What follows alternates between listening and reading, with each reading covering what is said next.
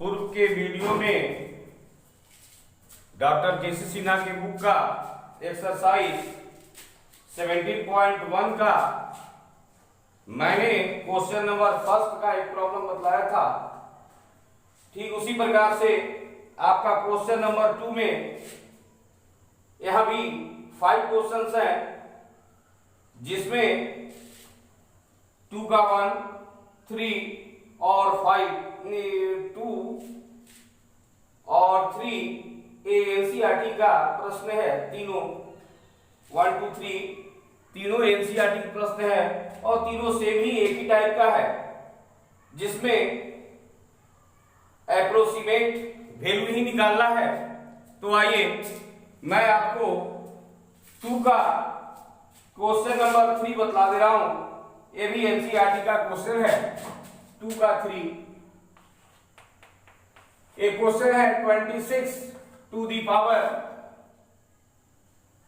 1/3। तो सर्वप्रथम मैंने पूर्व में के वीडियो में बताया था कि पहले से मान लेते हैं let y equal to f x equal to, यहां पर देख रहे हैं कि ये x के फंक्शन में है तो 1/3 है, इसलिए dy by dx equal to f dash x equal to 1/3 into x का पावर माइनस 2/3। ए आपका इक्वेशन फर्स्ट और ए इक्वेशन आपका सेकेंड प्राप्त हुआ। और अब मैं जो फॉर्मूला मैंने बतलाया था, we know that f x plus del x equal to f x plus f dash x into del x होता है। मैं इसका इस्तेमाल कर रहा हूं। तो आइए इसमें मैं ये देखता हूं, यहाँ एफ एक्स का फंक्शन यानी कि एक्स प्लस डेल एक्स का होल पावर 1/3 होगा इक्वल टू एफ एक्स। तो एफ एक्स का value x to the power 1/3 plus f dash x. तो एफ डैश एक्स का मान 1/3 into x to the power minus 2/3। तो यहां देखते हैं x पूर्ण संख्या के रूप में हो, डेल x बड़ा छोटा परिवर्तन है।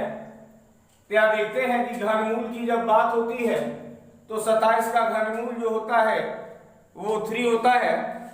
तो आइए इसमें हम पहले मान लेते हैं कि लेट x इक्वल टू 27 और x plus del x equal to 26। तो यहां देखते हैं 27 में अर्थात डेल एक्स इक्वल टू हो जाएगा -1। अगर इसे घटा देंगे तो अब आकर यहां देखते हैं फ्रॉम इक्वेशन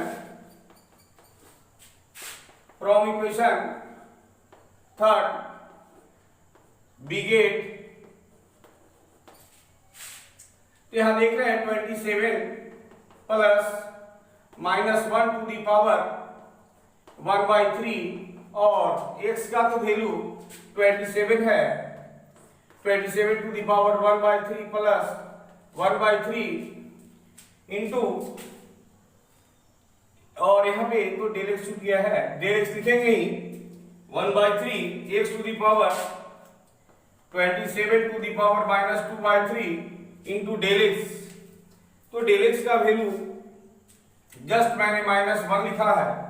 अब आइए तो यहाँ पर देखते हैं कि 26 टू दी पावर 1/3 जिसका मान निकालना था, और इसमें भी 3 to the power cube 1/3 plus 1/3 into 3 to the power cube minus 2/3 into -1 ये प्राप्त हो रहा है।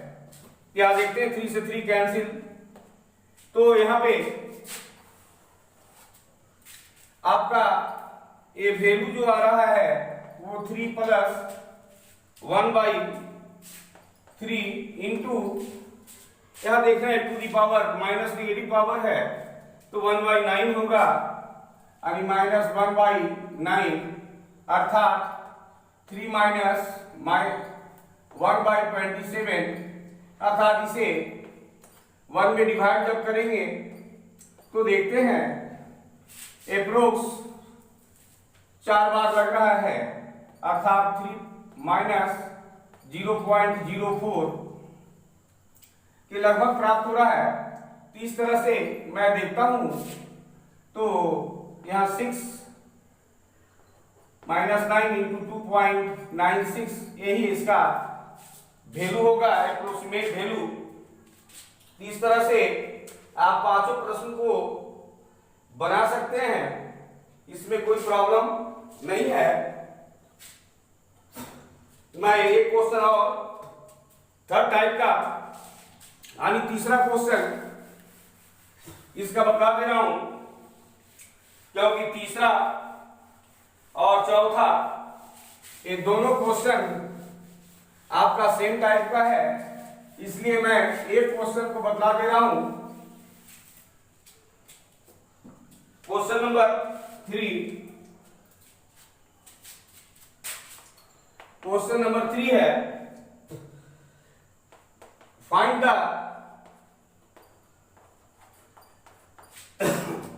approximate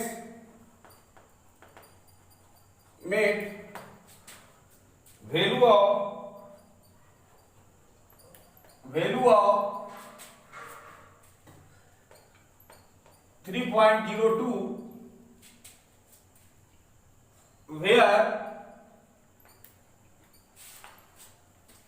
fx equal to 3x square plus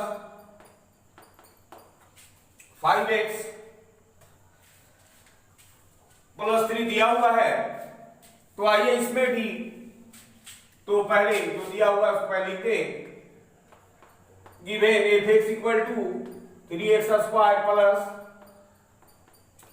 5x plus 3 equation first. अब मैं इसे डिफरेंशिएट कर दे रहा हूं तो 6x plus 5 equation second, below that f x plus del x equal to f x plus f dash x into del x होता है। ये पूर्व में मैंने ये फॉर्मूला को बतलाया था। तो अब आइए इसमें, तो मैं यहां देख रहा हूं इस साइड मुझे 3.02 लिखा हुआ है, तो इसे मैं लिख सकता हूं 3 प्लस 0.02, ये भी मैं लिख दे रहा हूं। और यहां पे या इसे हम ऐसा भी करके लिख सकता हूं कि देख रहे हैं 3.02 है, तो चलिए इसे fx का तो वैल्यू पहले मुझे मालूम है 3x square plus 5x plus 3 और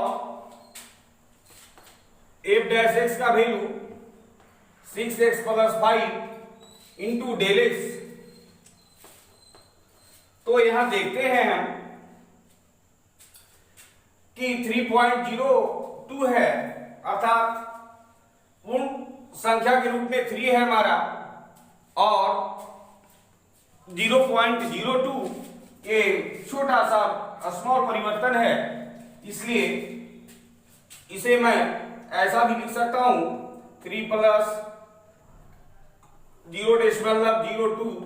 तो यहां देखते हैं कि x के जगह पर 3 और डेल एक्स के जगह पर 0.02 प्राप्त हो रहा है। इस प्रकार से मैं इसे लिख दे रहा हूं प्लस 3 प्लस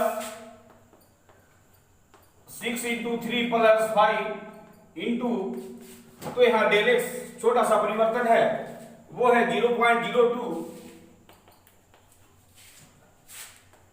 तो मैं देखता हूं 3 3 9 27 प्लस 15 प्लस 3 प्लस 6 18 और 5 23 इंटू 0.02।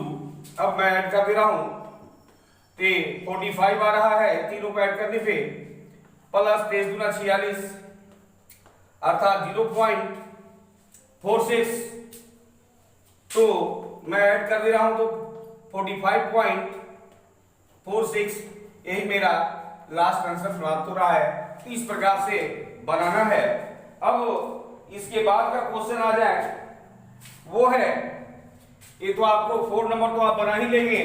अब इसके बाद 5, 6, 7 ये तीनों प्रश्न आपका एक जैसा है, तो मैं इन तीनों में से एक प्रश्न को बतला दे रहा हूं, वो है question number 5।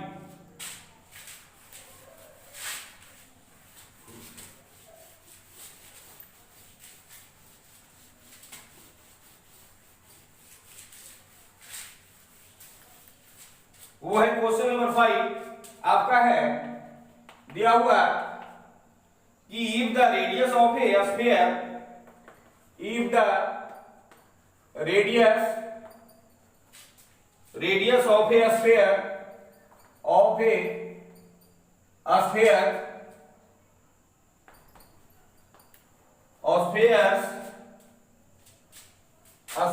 is measured at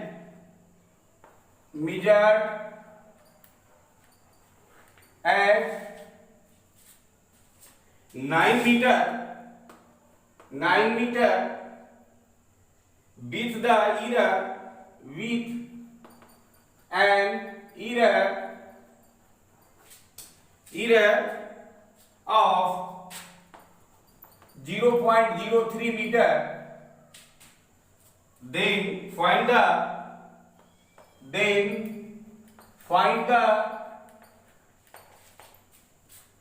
approximate error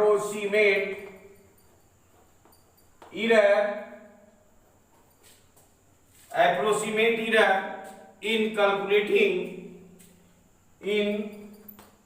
calculating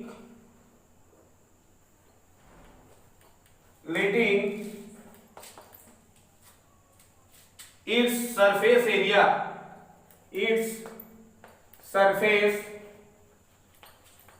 area।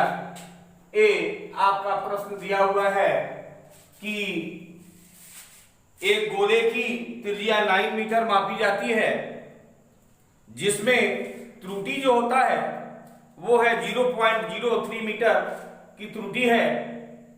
तो इसके पृष्ठ क्षेत्रफल के परिकलन में सन्निकट त्रुटि ज्ञात कीजिए, ये ज्ञात करना है। तो सर्वप्रथम इसे मैं मान लेता हूं, late x to be radius and y to be surface area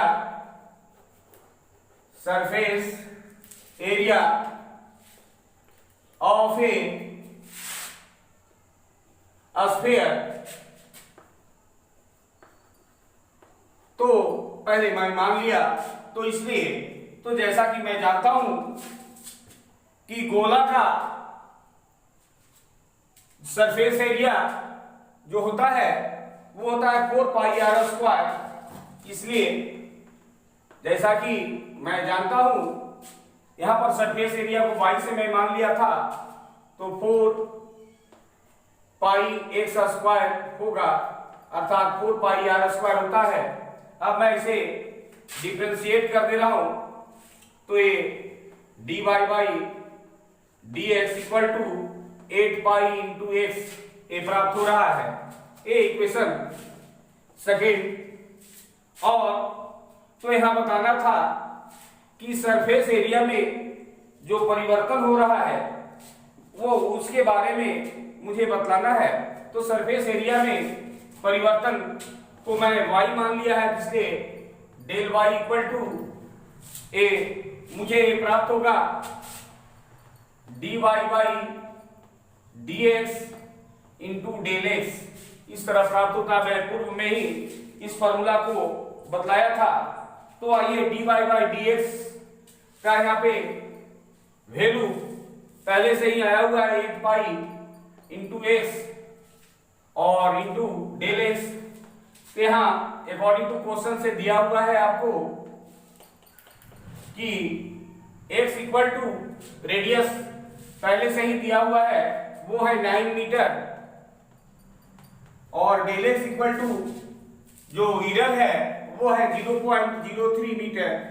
तो आइए इसमें फ्रॉम इक्वेशन थर्ड बिगेट, तो देखते हैं यहाँ del y equal to 8 pi into x का तो वैल्यू 9 इंटू और डेल एक्स का वैल्यू 0.03। इस तरह से मैं जब गुणा कर देता हूं तो 2.16 पाई ए हमारा एरर प्राप्त हो रहा है मीटर स्क्वायर में, क्योंकि सरफेस एरिया यही आंसर होगा। और मैं एक प्रश्न को अंत में और बताना चाहूंगा, वो प्रश्न आपका, इसमें तो आपका 5, 6 और 7 तीनों एक टाइप का प्रश्न है, इसी टाइप से तीनों को बना लेंगे। जहां सूत्र की आवश्यकता होगी वहां सूत्र का इस्तेमाल करेंगे। अब मैं एक क्वेश्चन अंत में और बता दे रहा हूं, वो है क्वेश्चन नंबर 8, 9, 10, ये 3 प्रश्न है जिसमें मैं 8 को बता दे रहा हूं। Question number 8,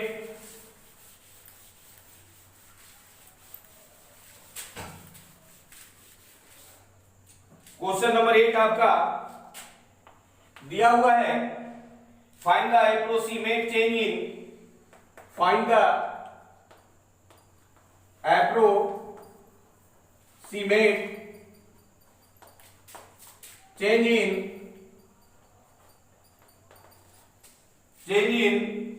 the volume of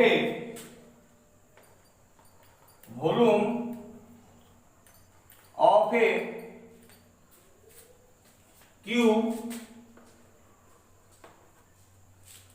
of side x meters caused by increasing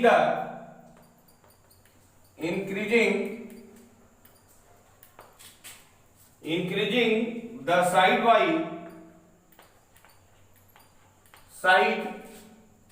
by 2%। अर्थात कहने का मतलब हुआ कि 1 मीटर भुजा वाले घन की भुजा में 2% की वृद्धि के कारण से घन के आयतन में सन्निकट परिवर्तन ज्ञात कीजिए। तो पहले मैं सर्वप्रथम मान लेता हूं, let y to be volume of a cube, और भुजा पे यहां दिया हुआ है वो है x है। जैसा कि मैं जानता हूं घन का आयतन बराबर होता है भुजा क्यूब, अर्थात y इक्वल टू एक्स क्यूब, ये इक्वेशन फर्स्ट है, तो dy by dx equal to 3x square equation uh second प्राप्त होगा। तो यहां पे मैं साइड का जो है डिक्रीजिंग का पहले मैं निकाल दूं, तो जैसा कि पूर्व में मैं बतलाया था कि निकालना तो मुझे अकॉर्डिंग टू क्वेश्चन यहां दिया हुआ है कि इंक्रीजिंग द साइड बाय 2%। तो साइड का, तो साइड के लिए मैंने डेल एक्स माना था, इसलिए according to question del x by x into 100 equal to 2%, 2 ये दिया हुआ है। अब मुझे ज्ञात करना है परसेंटेज चेंज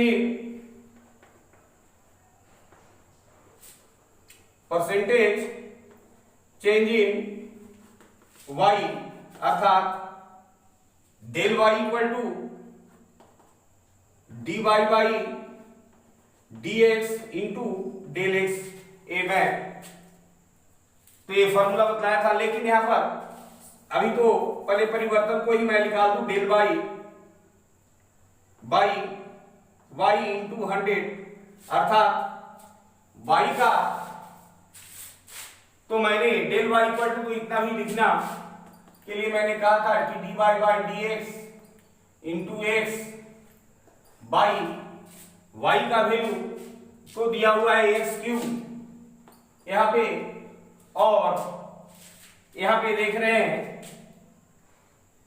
एक्स क्यू, तो ये मान आपका आया हुआ del y by del x into, यहां पे तो डेल एक्स होगा ही, और इस साइड मैं देख रहा हूं कि डेल वाई का मान तो रखा, फिर इसी तरह से वाई का भी मान मैंने रखा इंटू 100, और यहां पे देखते हैं कि del y by del x बराबर 3x square into del x by x cube into 100 प्राप्त हो रहा है।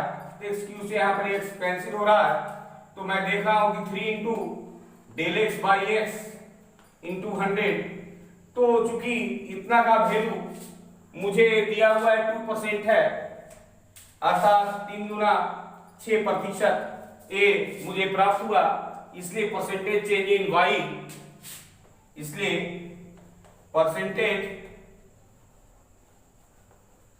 Change in y equal to y का 6%, यानी 6% ऑफ वाई, अर्थात 6 इंटू वाई का वैल्यू तो एक्स क्यू था बाई 100, इस प्रकार से 0.06 एक्स क्यू मीटर क्यू, ये मुझे यही मेरा फाइनल रिजल्ट प्राप्त होगा। तो इस प्रकार से मुझे ये दोनों प्रश्न को बना लेना है, और मैं अगले वीडियो में आपको मैं मैक्सिमम और मिनिमम को पढ़ाऊंगा। इसमें और भी उस तरह का क्वेश्चन कुछ भी नहीं है कि जो बताया जा सके, तो तब तक के लिए मुझे आज्ञा दे, मैं आज इतना ही तक समाप्त करता हूं।